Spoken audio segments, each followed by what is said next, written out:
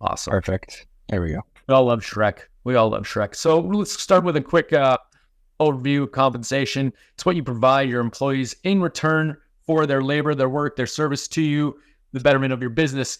Typical examples of compensation, obviously wages, the hourly wage or the salary that you give them, benefits and perk, equity. We're not going to go into equity as an aspect of a compensation package today. Equity as an aspect would be something like allowing someone to obtain ownership equity in your business for either reaching a goal like a milestone in the business or for a certain amount of time.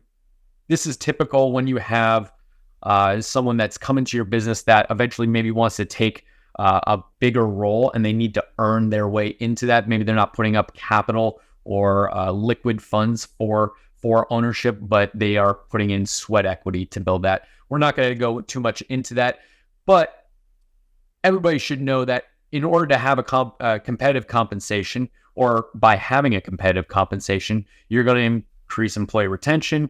The morale across the staff is going to be higher typically, and their motivation to be part of the team or do a good job is typically higher if it's competitive, right? How do I click? There we go. Good old Brad Pitt. I love that. Great. Can't go wrong with Brad. No, right? All right. So next I'm going to talk a little bit about competitive compensation. With our research, what we have found, the average fitness instructor in the US is going to make somewhere around an annual salary of $55K, breaking down to about $26 per hour. This would be inclusive of all bonuses and commissions. If we look at the CrossFit space, generally we see across most of our PushPress gyms that we work with, somewhere between $20 and $30 an hour is about the going rate for most coached classes. So that's right in line with where most of us fall. Something to think about is, where do you fall relative to those numbers and relative to your local market? Obviously, all markets will be a little bit different. If you're in a bigger city like LA, New York, you probably have to compensate your coaches a little bit higher. And understand that with the higher level of compensation, you can retain or attract higher quality employees. For example, if we take it to the CrossFit methodology, do you have an L1 pay versus an L2 pay versus an L3 and an L4 pay scale, right? That also allows you to build in incentives that we'll go into a little bit later around continuing education for your coaches to give them ability to scale themselves in their current role. All right, so let's go through some effective compensation packages. So for compensation to be competitive, effective, and comprehensive, the base salary or hourly rate you pay should be supported through some of these bonuses and incentives that we're going to be talking through in a little bit more detail. You also have perks and non-monetary benefits. I think it's important to also just restate, right, that the goal is to put together a package that's going to ultimately attract and retain high quality coaches that are going to bring greater value to the gym, right? And bring something more than just, obviously great coaching is a key factor to that, but maybe have the ability to do other things outside of just coaching as well, whether it's administrative work, doing consults, social media content, all that kind of stuff. So we're going to go ahead and review the systems for these that can be budgeted with and supportive of what you already pay your staff. Yeah. So, Cool. Greg, sorry, I don't have my notes. This is you, right? Yep, all good. Okay, cool. So next, we're going to jump into the differences between a bonus and an incentive, right? A lot of us think of the bonuses versus incentives kind of being the same thing, but really when we compare them side by side, they are meant to do and achieve different things. A reward to motivate an employee to do a specific task for a specific outcome, right? So if we look at a bonus, bonuses are a result of an achieved goal, right? So what outcome are you looking from your staff? Examples of that could be, we need to stay at this retention rate. We need to sign on X amount more members per month. We need to do this amount of revenue per month. And if we do that and we hit that goal, then everyone will receive a bonus, correct? Or the appropriate staff member. On the flip side, when we look at incentives are given to promote a specific behavior, right? So what behavior do I want to reward? Good examples of incentives would be, hey, if you sign on a personal training client that you brought into the gym, you get a higher percentage of revenue split from that personal training client versus if we provided that client lead for you. Yep. So some more specific examples. On the left-hand side, we listed out some basic categories like continuing education or scholarship fund, discounts, healthcare, retirement plans. And we're going to walk through briefly each one and how they stack up with pros and cons. So continuing education or scholarship fund could be an example of like when a coach coaches a class, you tally that and it's $5 that gets deposited into their continuing education fund or an account that is earmarked just for their ability to do continuing education, either go, get a higher credential. Or one of the things that I did was I had I had a specific list of community college courses that my coaching staff was eligible to go take at the local community college, and we really pushed like improv and presentation classes for that stuff. It was really cool. People actually enjoyed it a lot. Now, as far as the positives or the pros to this, it's relatively inexpensive. It invests directly into the coaching product, which is on the floor coaching, and it usually reflects a great sentiment among the coaching staff. People when they see that they need to spend more money to continue to hone their craft, you get a mixed bag of people that are like, yeah, absolutely, I see the investment here. And you have other people that are just like, man, this is kind of part of my job, and they kind of expect that to be paid for. That's a culture issue at your gym that you're going to have to address, right? Cons, it requires management. Like you're going to have to tally this up at the end of every month or whatever period that you're tracking. And it's going to tie up some cash in the sense that you're going to have to earmark that cash and put it off to the side. So you will have some money just sitting there if and when a coach comes to you and they're like, hey, I want to do this, and the course is 3 weeks out. So there is that aspect that you're going to have to manage and deal with. Discounts, what we mean by discounts is working partnerships with other businesses, and specifically like chiropractic or PT or other businesses that may have a shared demographic or something that's valuable to your staff. We had a local grocery chain that we were able to provide a discount. It was a small discount, but it was, hey, if you work here, you get a 10% discount, the family and friends discount on your groceries. Actually, our staff really appreciated that.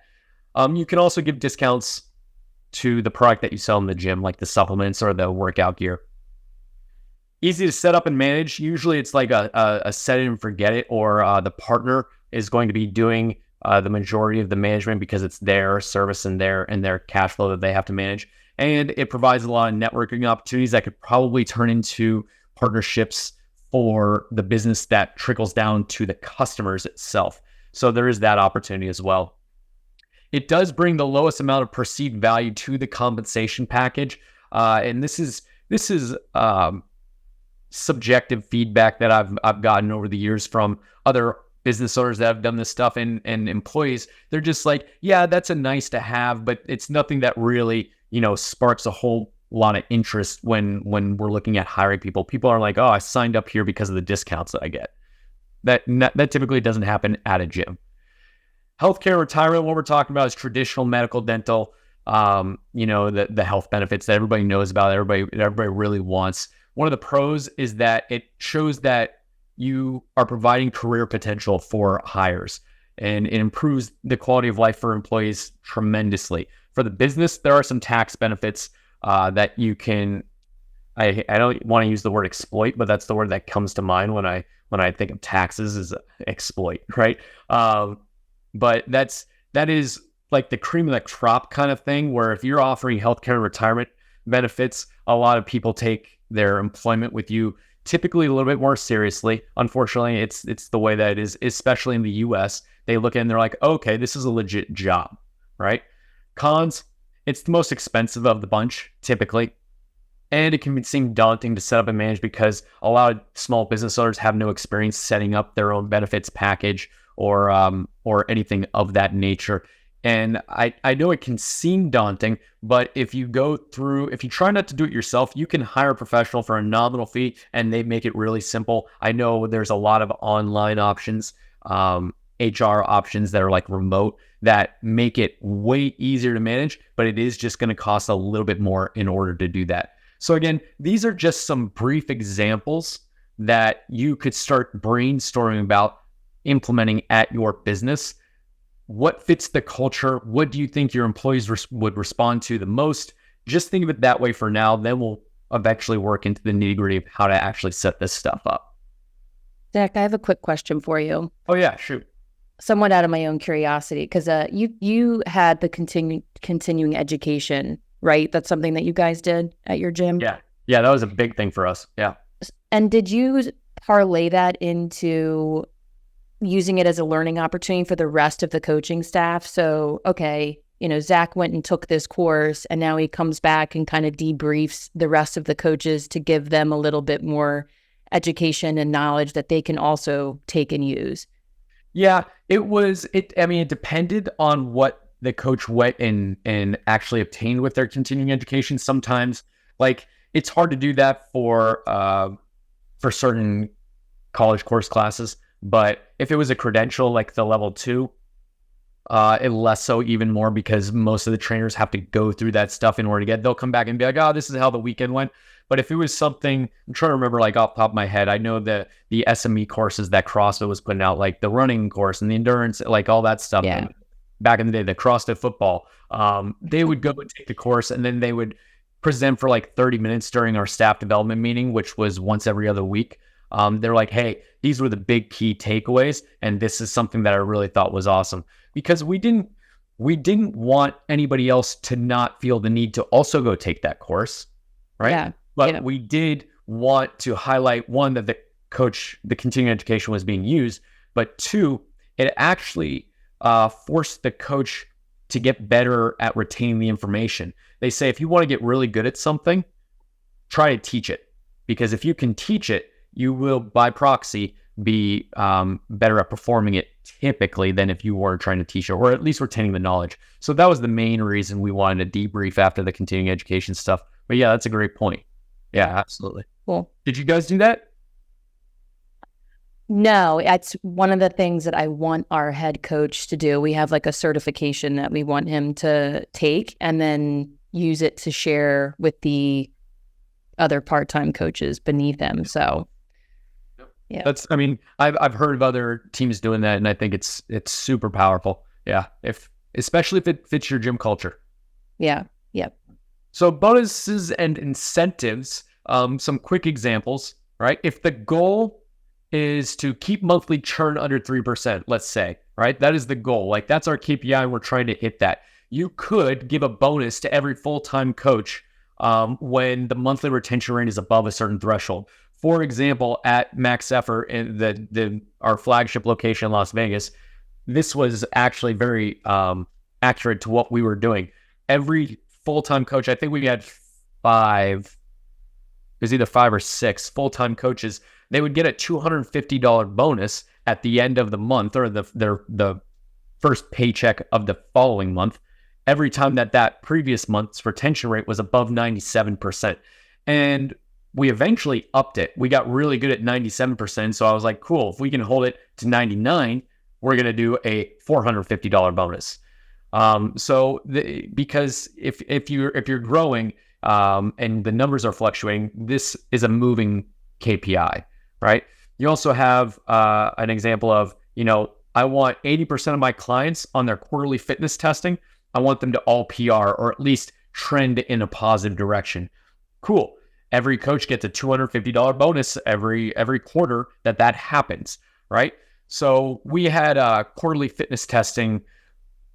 It was 5 workouts, I want to say, and everybody had over the course of 2 weeks. And it was once every 3 months we would do this, and we would log the results. And as long as the majority, in this case 80%, right, of our clients were trending in the positive direction, cool, every coach got a bonus. And how we do that, we would just enter all the results into, back then we were using SugarWad, but if we were today, we would use Train to track it, right? And I would just go in as the head coach, and I would train the head coach to do this afterwards, and just look at all the results and track it against previous results. Cool, boom, easy to do. Behavior. What if it's not a goal, but what if you just want the coaching staff to take more ownership in a certain process or procedure? Incentivize that process or procedure. So if you want coaches to sign up more people, give them an incentive for signing up people. A coach receives 80% of the first month's dues when they sign up a new member for a long-term agreement. This was something that we did at the tail end, and the coaches ended up making a lot more money, obviously, because it's 80% of the first month's dues. But as a result, we retained members longer because the coaches gave a much better first exposure to the members. So in our example, I think it was our first month's membership was $250, $260, and 80% of that went to the coach if they signed them up, right? So that's a pretty big bump. If you sign up 5 people in a month, that's an extra $1,000 in your pocket. So Michelle, you want to talk about where some gym owners can start on this? Yeah, I know we've kind of gone through the importance of just having a solid package, but let's walk through some practical steps on how we can put the plan together. So first and foremost, there's a couple prerequisites here that you want to have before proceeding with putting a plan like this together. So not to be Captain Obvious, but your business should be profitable, right? So if you're barely able to cover expenses and put some money away, this is probably something you're going to want to hold off on the short term and build up that revenue first before thinking about putting together a more comprehensive package.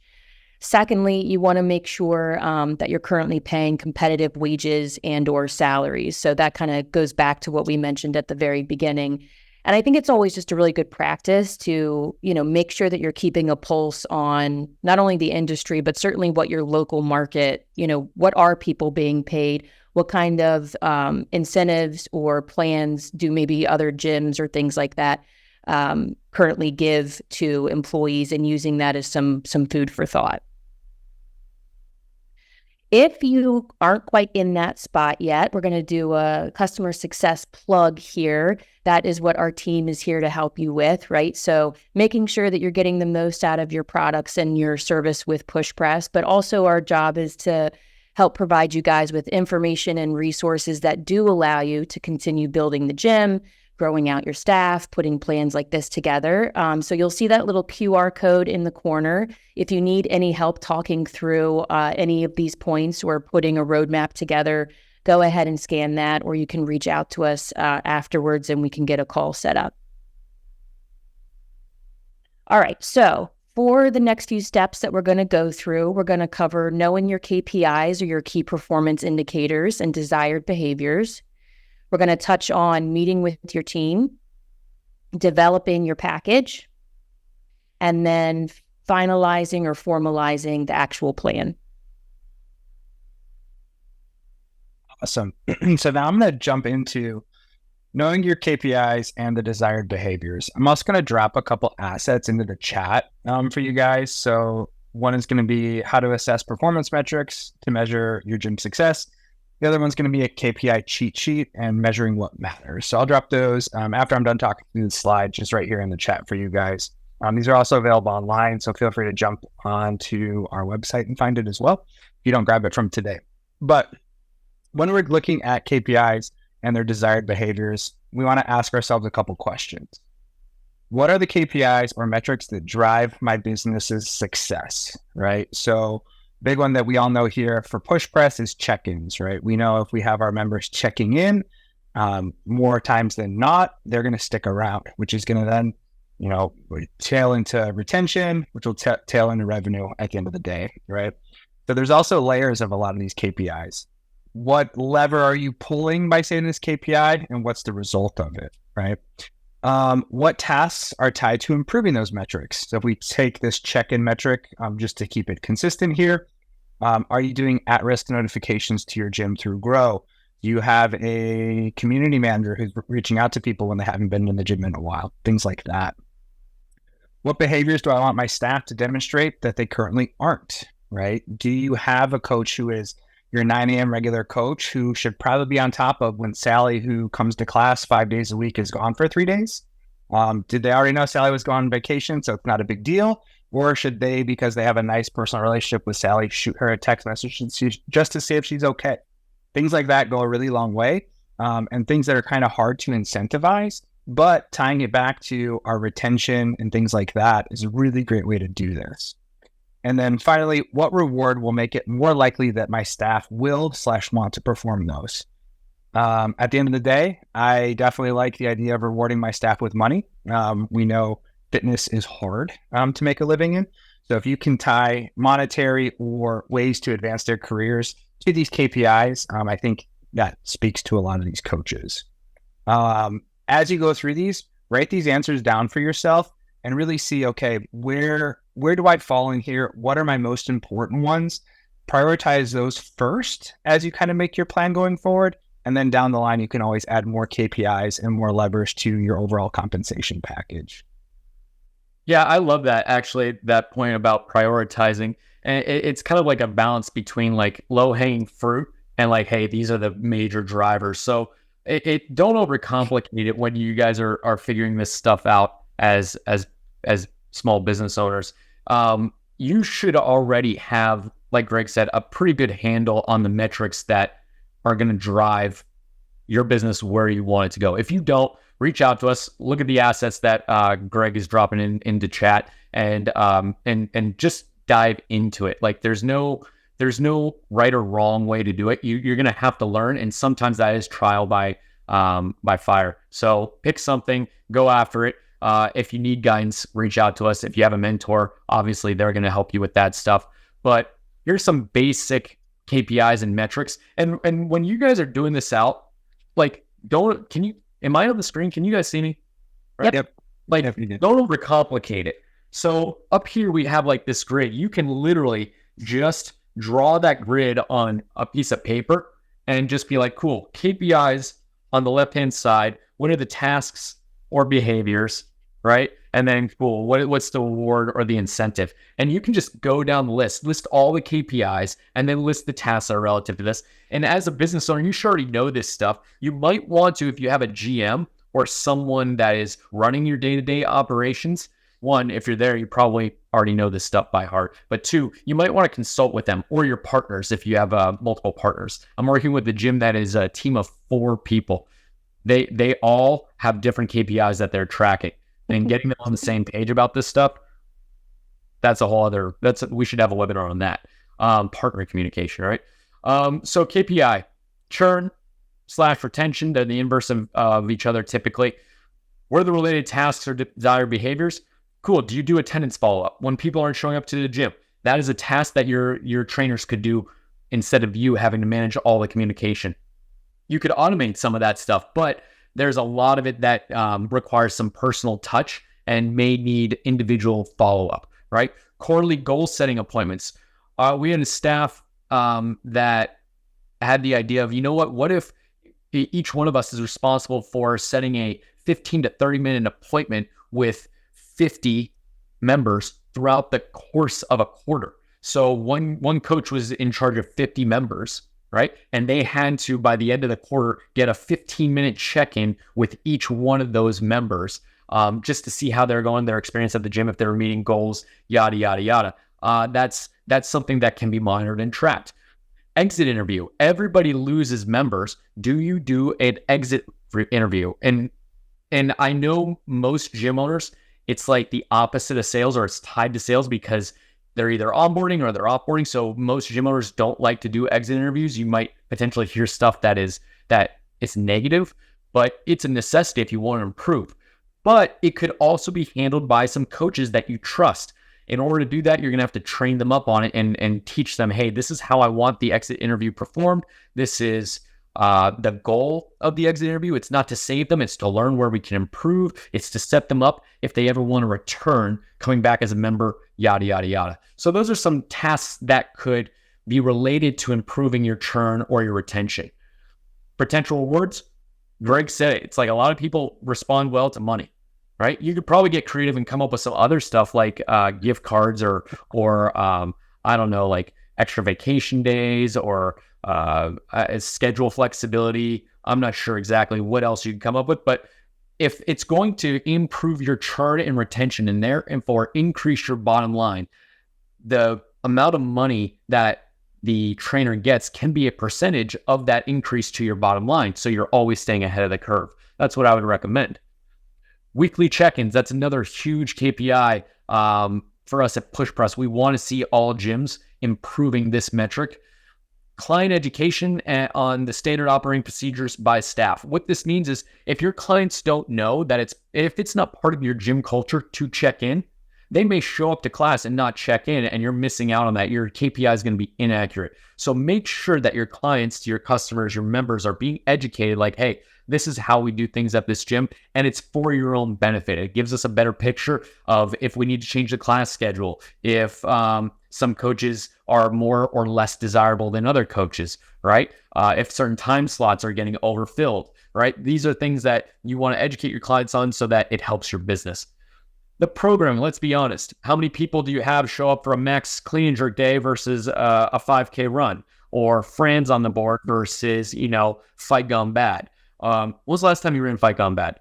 I haven't seen that workout in a long time. We did. I think I've done it. Yeah, probably within the last 4 months. That's one of my favorite benchmarks. If we did a 5K run, no show. 5K row, 5K anything, right?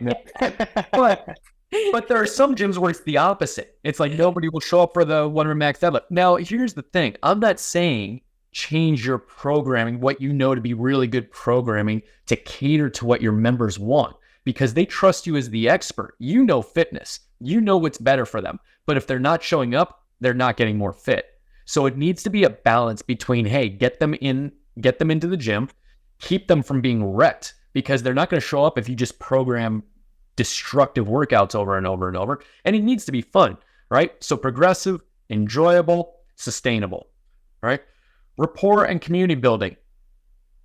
It's simple. If your members don't like the culture, the atmosphere, if they don't like the coach, the personality, they're not going to show up, right? If they don't show up, they can't check in. So make sure that you are building, this goes without saying, a lot of people, especially in CrossFit gyms, but I'm talking to yoga studios, Pilates, I'm talking to MMA gym, all different types of businesses. Regardless, fitness, in-person fitness can be communal. It can be a family style feeling. It can be supportive. So make sure that is happening at your gym, and you will see weekly check-ins improve. Now, we had a monthly check-in goal. Actually, it was quarterly back in the day because monthly was too quick of a turnaround. And you could, again, bonus it. Every time you beat that goal, awesome. I guarantee you, if you're beating that goal over and over and over, your retention is probably also improving as a result. As long as you aren't churning like brand new people, you're probably going to be growing. So that's why we put these up here, is because we know these to be pretty stout KPIs for any fitness business. But what if you want to improve the amount of people in your gym that are purchasing one-on-one training or personal training? The margin on personal training is extremely high and it adds to your bottom line very, very well. So, but it can't be done unless your trainers are on board. So if your trainers don't want to do one-on-one training, then it's going to be hard to get this metric up. What's the desired behavior? You want your trainers to approach members for extra work outside of what can be accomplished in class for results. How often do you see people, like today's a perfect example. I went to the 6:30 a.m. class and it was Helen. Again, another benchmark that I haven't done in years. Don't ask me my time. Okay, forget No, it. No. Let's just say I'm not as fit as I used to be. Okay. but you think of it, it's a real simple workout. We had some like kettlebell bent over rows. We had some like accessory stuff beforehand. It's running, kettlebell swings, and pull-ups. And I can't tell you how often I see people who legitimately need to be coached on running, but the coach needs to be like very individualized, and the coach can't do it in a class setting, especially if you have 15 people in a class. Can't break down this person's coach for this person's running form, or this person's in particular snatch, or the muscle up. Your trainer should want to approach your members who have these issues and be like, hey, I'd love to work with you one-on-one, 30 minutes outside, right? Let's do this. And you just need to tell them to do it. You need to coach them up on how to do it. So that's the behavior. Cool. If they do it on their own and they're getting more, increase the trainer split. We had it so that if you were training a certain threshold of one-on-one sessions per month, you were getting 80% of the session, which is high. Most of my coaches started and stayed between 60 and 70%. But if you were running more than 6 sessions per week, in addition to your 15 class load, 6 sessions per week, that's a significant amount of personal training. 6 hours, sorry, because we had 30-minute blocks and then we had 60-minute blocks. So it was 6 hours. So either 12 30-minute blocks or 6 one-on-one blocks or any combination of that, you were going to get 80% of that. And I was willing to do that because it was just bringing in more revenue for the gym anyway, during hours that were already operational and we were already paying the cost of the overhead of like the utilities and all that stuff. So these are just some quick examples. Yeah, I love that, Zach. Really empowering your team to like take charge is huge. So that's going to kind of what we're going to go into next is meeting with your team to kind of talk through some of this stuff. Most of us are, owner operators of our gyms. So we tend to like to lead from the front, which is totally fine. But having some collaboration with your team can go a really long way. So let's schedule a meeting with our staff, learn their perspective on the metrics we're thinking about and potential solutions. The goal here would be to create the staff buy-in and alignment, right? It's very easy to come in and just be like, here's our new metrics, here's our new KPIs, go. Not much is going to happen from that, right? So if we can take a more collaborative approach here with our staff, that's where we're going to be able to get that buy-in with them. So during the meeting, let's ask them their ideas around improving these metrics that we've identified already, right? Whether it's about check-ins, revenue, amount of personal training sessions, etc. Throw it out there, see what they have to say, especially if you're one of the gym owners who is more outside the day-to-day in class, they might even have a better perspective on some of this stuff than you even have currently. Yeah. So example questions here would be, hey team, we're looking to improve these aspects of the gym. What do you think would have the biggest impact here, right? And just see what they say. Because again, having that in the gym day-to-day coach perspective, if you're more of that outside owner at this point, which good for you, they might have more insight than you might have currently. So very important. Definitely then share your potential solutions and ask for their feedback. I was thinking if we did XYZ more, we'd see improvements on this. Do you guys see any other solutions? Do you guys see anything I'm missing here? And just see what they have to bring back to you. Running a staff meeting is super important. If you're not currently running a staff meeting, we would definitely urge you to get on some type of staff meeting cadence. If you're not a super big gym like Zach's was, maybe weekly might be too much for you, but definitely once a month, once a quarter, you should be sitting down with your team to get this feedback. We also have a resource here I'm going to drop in the chat about how to effectively run a staff meeting. So if you do need help getting that started, feel free to reach out to us on the success team with that as well. Yeah, Greg, that's a great point. One, I want to touch on that resource. When I first read that a while back, I was blown away. That if you guys don't have a structured way of running your staff meetings, what Greg is linking in the chat is phenomenal. It's a tremendous piece of it's an asset. I can't talk well enough about it. It's a great starting point too. And I do like the point about the cadence where it's like, hey, cool, you don't need to do this every week or every other week. It can be monthly. But if you don't have regular sit-down communication with your coaches, that automatically can lead to misalignment and obviously miscommunication on certain standard operating procedures or gym culture issues. If you just let things happen rather than control what happens in the gym, it can usually be fixed or addressed at least in regularly meeting with your team. Yeah. All right, before I jump into developing the package, I do have another quick question for you, Zach. So outside of KPIs, right, which we talked about working into how you're going to structure this plan, were there also things that you took responsibilities that you had on your plate that you're like, I just have to get this off my plate so I can do X, Y, and Z over here, that you also tied into part of that compensation plan? Or was it strictly like based off of KPIs? So this is going to be not a super long-winded question answer, but I am first and foremost a coach. And in order to scale the gym, I realized I had to get other people to coach like me, not on the floor coaching. On the floor coaching is a relatively simple skill set.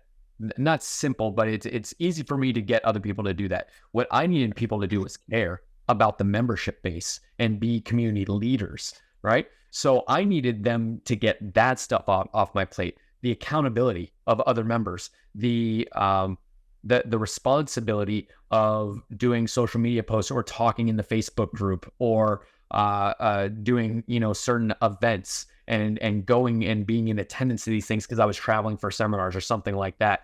And so the entirety of me coming up with these compensation packages was kind of self-reflective in the sense, what would I need in order to make this my profession?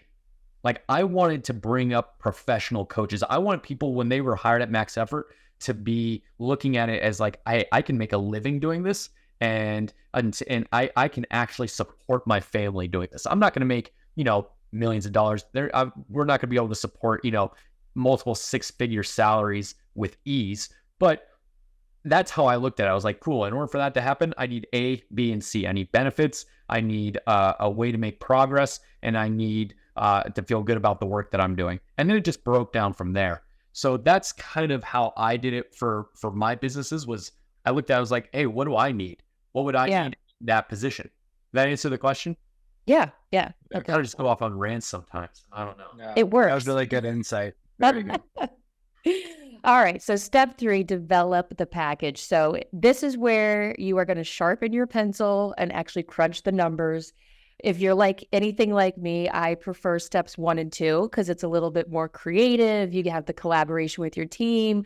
I really hate doing math, but this is a super critical step in the overall process, right? Because you have to actually analyze the cost of the proposed solution and whether it's something that you can actually afford or not. I will say, we do have the benefit these days of you can use AI to help in running these calculations. So chat GPT it or something similar.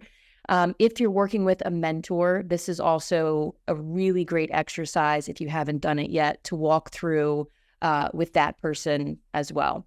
So a quick example that we can refer to is going to be the continuing education fund, right? So you have your average amount of classes per month, and then you are multiplying that by the desired per coach bonus, or how much they're going to be paid per class in this fund. Is that something that you can afford? And then you also want to take into account additional scenarios. So if we add X amount of classes to the schedule in a week, is this something that we're going to be able to scale over time? So you want to make sure that you're taking those kinds of considerations in as you're running these numbers.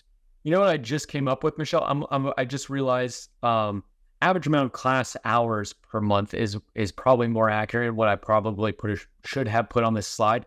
Because what if you have 2 coaches per class, right? Because that'd be That's like good.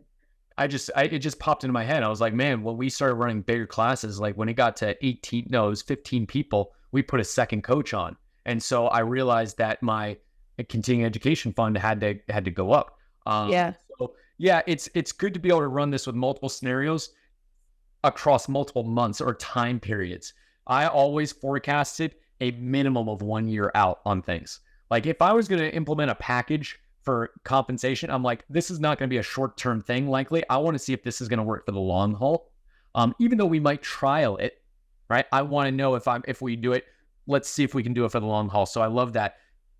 You want to know, hey, can this scale? What if we have more classes? What if we have more coaches? What if I have to do multiple coaches per hour? Am I going to be able to sustain this for a year, or are my funds going to run out, after the first 3 months or whatever it is? So yeah, great insight. I think that's a really good point. Make sure that you run it for a prolonged period of time to see, okay, what is this exactly going to look like over a 6-month, year-long period? Yep, definitely. All right, last step here is going to be formalizing the plan. I can't stress this one enough, probably speaking a little bit from personal experience, but you're going to write all of this into your staff contract or agreement. If you don't have something like that put together, that's something that you can definitely focus on in terms of a really good starting point. And you want to make sure that you're going through some of the following considerations. So document all aspects of the package. And I will lead this one off with an example. So our head coach, we had talked to, we do 6-month reviews with him, right? And there's a whole thing that he goes through. And at the last one, we had talked about potentially increasing his salary that was based off of different criteria. Now, we had this conversation verbally, but did we document it in great detail? No, we didn't. So then we got 6 months down the road, and now we're doing this eval, and one person's thinking one thing, we're thinking something different, and we're kind of in this, standoff of, well, I thought you said I was going to get an increase, and we're thinking, well, you didn't really meet the criteria. So as I said, make sure everything is documented. And also, I think the other piece of that is make sure that you are sitting down and reviewing it in detail with the actual staff members. Talk through different scenarios. Make sure that they understand, how is this going to be tracked? How are we measuring this? Who's responsible for tracking all of the criteria? Is there a way that, I can see, like you put in here, how can I see my balance? How do I submit expense approvals? So everything soup to nuts, what's going to be included in the plan should also be outlined in this documentation. What is soup to nuts? It's just an expression. I've never heard that. What? It threw me for a loop there for a second. You said everything's soup to nuts. I was like, is that a coaching? What is that? I should have said, I just made it up. I would have been like, that's cool. It worked. Like somehow I still got it, but yeah. Ensure you have a way to track the ROI, the return on investment here, right? That's obviously going to be super important, especially when you are dealing with money and bonuses. And also just taking a look at, how you are measuring whether the trainers or the staff are improving or reaching those KPIs that you've set forth for the group. Last one here is going to be for the current staff. Communicate when everything is going to start. And again, make sure that you're setting clear expectations, which is done through the documentation. And then I think also, as I said, reviewing it together, make sure that everyone's on the same page and signing off on the plan. A couple other things to go over. Is this a permanent change regardless of impact? And Zach, I think that goes back to developing the package. Like, can we sustain this for 6 months, 12 months? Will it be something we have to reevaluate? Who's it going to be applied to? Is this for just full-time staff? Are there opportunities for part-time staff as well? And what's that going to look like? Yeah, I just realized I put these examples as it pertains specifically to the continuing education fund. So like when you document all aspects of the package, like what do we use? Google Docs. So every time we had a new procedure or a new thing, we just opened up a new Google Doc and we had a label, like a naming convention for all the files, right? And we just wrote down like who's responsible, who has authority, who's accountable, like who's responsible for doing the thing, who has authority to change how the thing is done, and then who's accountable for tracking it, who's accountable for that. So if that information at a bare minimum is there, then you can just plug in details after the fact in that Google Doc, and cool, get the team members to agree to it. So who's responsible for tracking the amount of classes coached and transferring money? That's typically going to fall on the owner or a day-to-day admin.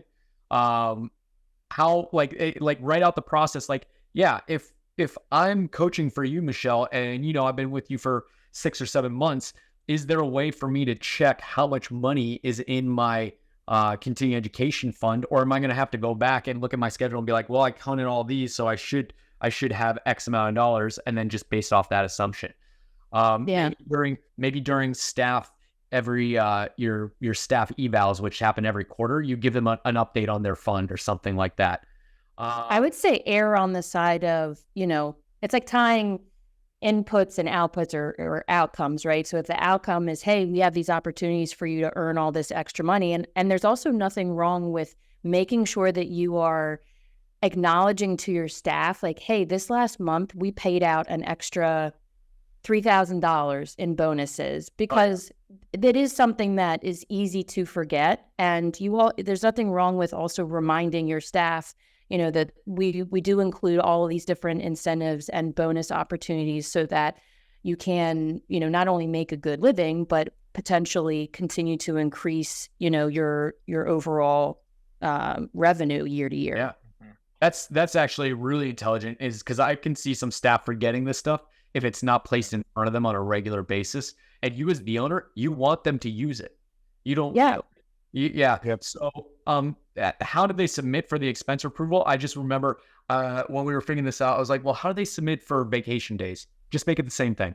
Just make it the same process. So if you have a process for how people can request time off, it can be very similar for how they can request the cost of a course, right?